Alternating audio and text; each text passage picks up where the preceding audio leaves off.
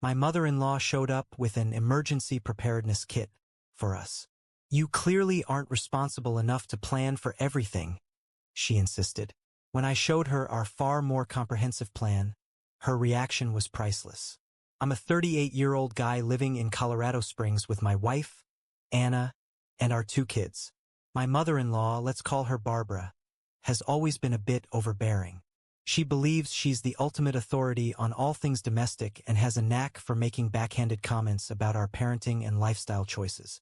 Over the years, we've learned to smile and nod, picking our battles carefully. A few weeks ago, Barbara showed up at our doorstep with a large plastic bin labeled Emergency Preparedness Kit.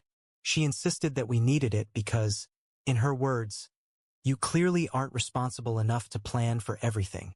Curious, I opened the bin to find a couple of expired canned goods, a flashlight with dead batteries, a first aid kit missing several items, some old blankets, a few bottles of water. I thanked her for her concern but assured her that we were already prepared for emergencies. She scoffed and said, "I'll believe it when I see it." Deciding it was time to put this to rest, I invited her to our basement. There, we had a fully stocked pantry with non-perishable food items to last at least 3 months, a water purification system and stored water, a comprehensive first aid kit, including medications, backup generators, and fuel emergency communication devices, solar-powered chargers, essential tools, and supplies. Barbara was speechless. She muttered something about being impressed and left shortly after. Since that day, Barbara hasn't made any comments about our preparedness. In fact, she's been unusually quiet during her visits. It's been a refreshing change. Sometimes, the best way to handle overbearing family members is to let your actions speak louder than their words. First, Barbara stayed quiet. Too quiet. No snide comments. No passive-aggressive digs. Just long stares and tight smiles. My wife, Anna, noticed it too. "She's plotting something," she whispered one night while we were folding laundry. I laughed it off. That was a mistake. 2 weeks after the emergency kit incident, we got a call from Anna's younger sister, Claire. She was crying. Apparently, Barbara told her we were endangering the children by relying on amateur prepper nonsense. She claimed our emergency supplies were unstable and that we had weapons everywhere. Claire was worried. She asked if we had gone full survivalist. I was furious. I kept calm on the phone, but inside, I was burning. That weekend, Barbara showed up again. She brought Claire with her. Claire looked uncomfortable the whole time. Barbara didn't even wait to sit down. She went straight to the point. "I want to see the basement again," she said, arms crossed. I stood there for a second. "Are you accusing us of something?" "I just want to be sure," she replied. This time I didn't hold back. I walked her and Claire to the basement and showed them everything again. I explained how the water purification worked. I showed the first aid inventory list taped to the inside of the cabinet. I even turned on the solar backup system to show it functioned. Claire seemed relieved. She said, "Okay, this actually makes sense." "But Barbara?" She looked annoyed. She tried to poke holes in everything. "Where do you store your propane? What about a bug-out vehicle? What's your evacuation route if the roads are closed?" I answered everything. She had nothing left. Then, out of nowhere, she said, "Well, I still think it's unsafe. I'm calling CPS." Anna lost it. I've never seen her snap like that before. She told Barbara to get out. She yelled at her own mother in a way that shocked everyone in the room. "Call CPS and lie about us, and you'll never see the kids again." Barbara looked stunned. Claire pulled her by the arm and they left. Now we're waiting. Barbara hasn't called CPS yet. But Anna and I are sure she's not done. She's angry. She's embarrassed. And people like her don't let things go. We've started documenting everything. Every supply. Every safety measure. Even security cameras around the house. Just in case. It's not about being scared. It's about being ready. And this time, the emergency might not come from outside. It might come from family. Should I go full legal? Should we cut her off entirely? I honestly don't know what she'll try next. More soon. About a week after the showdown, we got a letter in the mail. Not a text. Not an email. An actual old-school letter. It was from Barbara. She said she was deeply hurt by how Anna had spoken to her and that she only wanted the best for her grandchildren. But then it turned weird. She wrote that she was willing to take custody if we couldn't maintain a safe home environment. Her exact words. She even quoted stuff about child welfare codes and duty of care. I showed the letter to Anna. She read it in silence, then calmly said she's serious. 3 days later, CPS actually showed up at our door. 2 agents. Polite but firm. They said someone had submitted an anonymous report. They had to do a wellness check. I stayed calm. I showed them the house, the clean pantry, the kids' rooms, our school records, medical files, the emergency supplies. One of the agents, a woman named Lisa, actually complimented our setup. Honestly, she said, this is more prepared than most places I've seen. They left. No findings. But the damage was done. Our kids were confused. Our neighbors saw the car and started whispering. After that, Anna stopped talking much. She was always on edge. She started double-checking locks, unplugging things, walking from room to room late at night. One night, I found her in the basement at 2 a.m. just sitting there. I sat beside her and she finally said, we need to go bigger. I didn't get it at first. Then she laid out her idea. Turns out Barbara wasn't always like this. When Anna was younger, she remembered her mom having episodes. Strange behavior. Wild accusations. Conspiracy theories. Back then, it was blamed on stress or menopause or whatever excuse people made in the 90s. But now Anna started to wonder if something was seriously wrong. Mentally. She called Claire. Asked a lot of questions. That's when it all came out. Barbara had seen a therapist briefly last year.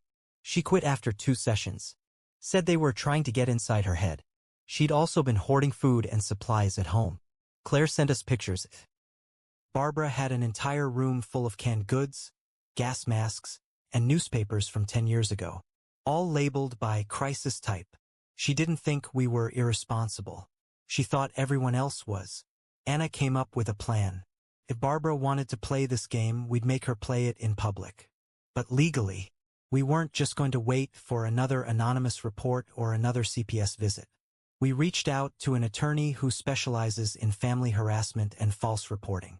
Turns out, filing a knowingly false CPS report can carry consequences, if you can prove it.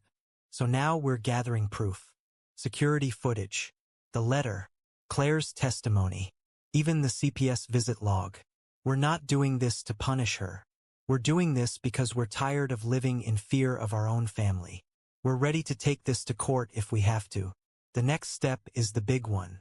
We're planning something strategic, a kind of exposure Barbara won't see coming. And before anyone asks, no, this isn't about revenge. This is about protecting our kids from someone who's crossed every line and might just do it again. After we hired the lawyer, we started building the case. Every phone call with Barbara was recorded. Every text saved.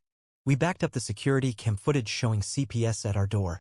Claire even found a voicemail Barbara left her where she bragged about calling CPS on us. That was our key. We also had proof of the letter Barbara sent, the hoard of supplies at her place, and even her old social media posts where she talked about keeping the kids safe from crazy preppers like her daughter and son-in-law. Our lawyer called it a pattern of delusion and harassment. We didn't tell Barbara we were taking her to court. Instead, we invited her to dinner. One last chance to come clean. Anna made roast chicken, mashed potatoes, and salad. Barbara showed up with her usual tight smile. She tried to act like everything was fine. Midway through the meal, Anna asked her straight up, "Did you call CPS on us?" Barbara looked right at her. "Of course not. I would never do that to my own daughter." I played the voicemail. She froze. Her fork hit the plate. Claire was sitting there too, pale and shaking. "You need help," Anna said. "This ends tonight." Barbara stood up. "You're making a mistake. I did this for your safety." "No," I said. "You did it to feel in control. And you crossed a line." A week later, our lawyer filed a restraining order and a civil complaint for harassment and false CPS reporting. We didn't want money. We wanted peace. But we knew Barbara wouldn't take this quietly. And she didn't. She tried to play the victim. She cried in court, told the judge we were turning the kids against her.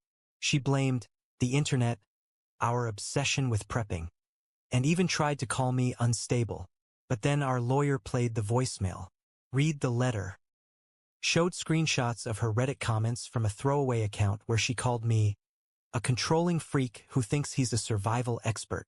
The judge was calm, quiet. Then he ruled. Barbara was ordered to stay away from us and the kids for 1 year. Any further contact would result in criminal charges. The case was closed, and Barbara left that courtroom alone. We didn't celebrate. It didn't feel like a win, just relief. Claire moved in with us for a while. She needed space from Barbara too. We helped her find a new job in Boulder and a small apartment. She's doing better now, still healing. Anna started seeing a therapist. She said she needed to unpack her childhood, the years of manipulation, fear, control. I went too. Turns out, being the calm one for too long messes you up more than you think. Here's where I admit my mistake. I thought I could fix this by being logical, calm, prepared. I thought showing Barbara the basement would end it, but it didn't. It made her feel threatened, small, and instead of talking things out when it first got serious, I let pride take over. I underestimated her, and in trying to win, I nearly lost my wife to stress, nearly had our kids dragged into court, and pushed things so far that the only way out was legal war. So yeah, I messed up too. 1 month after the court ruling, Barbara's house went up for sale. Claire told us she was moving to Arizona to be near her cousin. Then 2 weeks later, we got a package in the mail. No return address. Inside was the same emergency preparedness kit she brought to our house the first time. Same old can of soup. Same broken flashlight. Same note, only now it read, "You win. I hope you're ready when it really happens." We tossed it in the trash. Not out of fear. Out of closure.